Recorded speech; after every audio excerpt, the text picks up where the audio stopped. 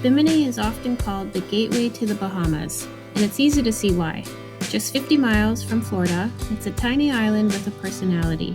It was a favorite haunt of Ernest Hemingway and is world famous for its big game fishing and incredible shark encounters. Whether you're navigating the rushing currents of the harbor or exploring the colorful streets of Alistown, Bimini has a vibe that tells you you've officially left the mainland behind.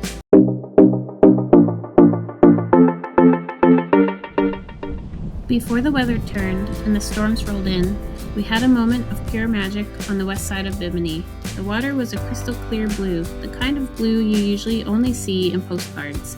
We spent the afternoon snorkeling in that perfect visibility, soaking up every second of the dream before the reality of island weather caught up with us. But as we quickly learned, in the Bahamas, the calm never lasts forever.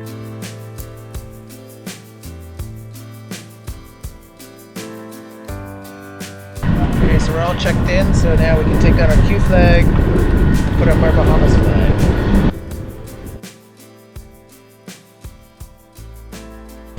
So we've been here for 3 days, just waiting out 20 knot winds. We've also had crazy currents running through here. The sea currents can run up to 4 knots through the marina, so we've been bashing up against the dock, which has not been fun for the 3 days, so we're eager to get out of here. Paradise doesn't always play fair. We found ourselves pinned at the dock in Bimini, waiting out a northerly storm that turned the harbor into a raging river. Between the wind and the surge, bashing us into the pilings, it was a stressful stay. But this is where the sailing community shines.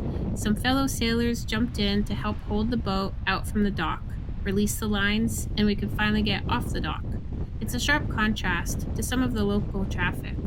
Girls, makes me so mad when they do this. Look at this. Oh, thank you. We're gonna get underway now. Hopefully leave the dock and head south to either South Bimini Island, Cat Key, or Honeymoon Harbour. So we'll just see how conditions are out there and then make the decision as we go. Over the course of a few days, we moved down to Honeymoon Harbour and then to Cat Key, then returned back to North Bimini.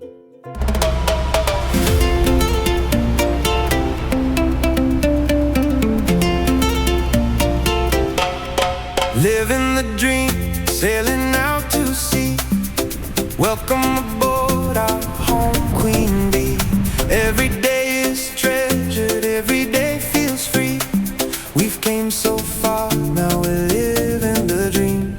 Living life to the fullest. Every moment is cherished. Every day is an adventure. It's like we found our treasure. Nothing else matters so long as we're together. We wanna capture this moment and bring you along for the ride as we share our journey with you, sailing off at high tide. Here's today's episode. Without further ado, sailing Queen Bee, sailing off into the blue. We moved on to Honeymoon Harbour, but with the tour boats gone, it felt a little too quiet to jump in with the sharks and stingrays that are known to be here. So we stuck to exploring the shoreline instead, and checked out a recent shipwreck.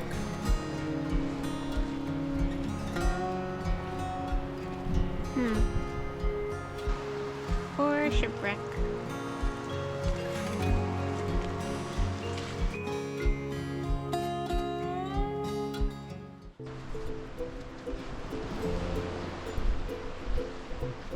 I haven't addressed yet that we have a new addition to our family, which is this Mercury 9.9 engine. We unfortunately had to get rid of the other engine. It was just too unreliable after it died on us several times while we were in the dinghy. So we sold that to a fellow that thinks he can fix it. On Bimini, you'll often see plumes of smoke rising from the south side of the island. Because there is no room for massive landfills and shipping garbage back to the mainland is incredibly expensive, the island relies on controlled burning to manage its trash. It's a stark reminder of how fragile these ecosystems are. Have fun!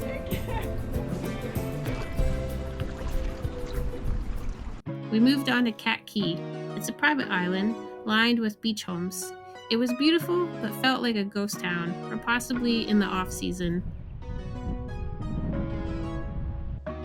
After spotting a 6-foot bull shark while in the dinghy exploring, and a dozen jellyfish surrounding Queen Bee, we decided to stay on board and enjoy the view from the boat. Our friends who helped us back in Bimini anchored alongside us, and it was just the two of us boats. One of the best parts of this life is the people you meet. We crossed paths with another Canadian, Sylvia, who bought a 36-foot monohull and single-handedly brought it down the ICW with no prior experience. She's on her way to Dominica to open a restaurant, and we loved keeping in touch and spotting her at different anchorages. Mom's birthday today. Actually tomorrow, but we're celebrating today because she flies tomorrow. Happy birthday, Mom. Yeah. Goodness gracious. Going back to the ICW, I'll explain what that is. Did you know that you can sail almost the entire length of the US East Coast without ever actually being in the ocean? It's called the ICW, the Intracoastal Waterway. It's a 1,200-mile network of natural bays, rivers, and man-made canals that lets boaters stay inside the coastline. Well, we're getting ready to snorkel the Sapona wreck. Just getting our gear ready.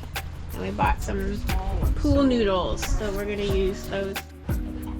What we use in our masks for anti-fog is some baby shampoo.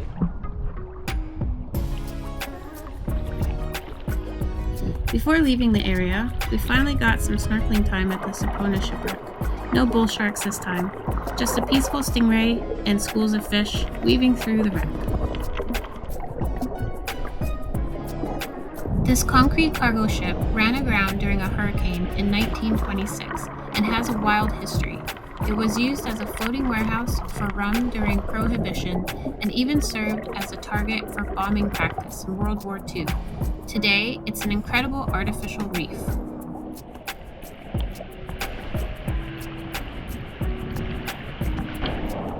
Oh, it's crazy. Swimming inside the massive rusted hull felt like entering an underwater cathedral, surrounded by schools of fish and the occasional stingray hiding in the sand.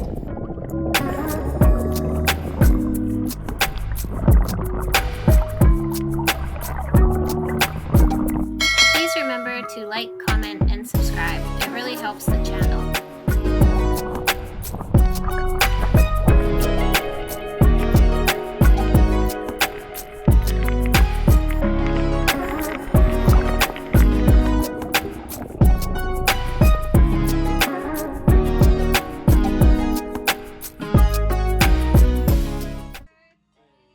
The mood shifted as we celebrated Brenda's birthday for one last night on board with Phil's parents.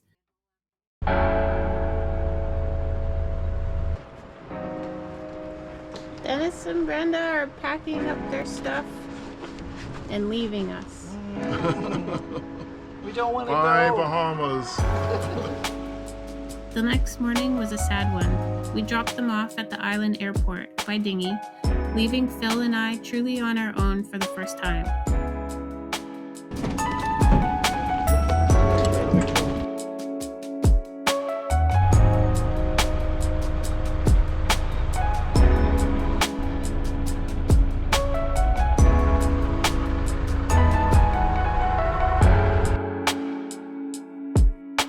We set off on a 2-day passage to the Berry Islands and had one of the most surreal experiences of our lives. Imagine sailing until the land completely disappears and then just dropping your anchor. We're in the middle of the Great Bahama Bank, miles from the nearest island, but the water here is only 12 feet deep. There are no docks and no protection, just us and the open sea. This is what it's like to spend the night anchored in the middle of the ocean, where the only thing between you and the horizon is a thin stretch of turquoise water and a lot of faith in your gear. So we can anchor there, and it's kind of like a midpoint. Otherwise, we would have had to do an overnight crossing. Thanks for watching. In the next video, we discuss why we came to the Bahamas to begin with. It's more than just for turquoise water and white sandy beaches. We also show you what the Berry Islands have to offer. If you haven't done so already, please remember to subscribe. It's free to do.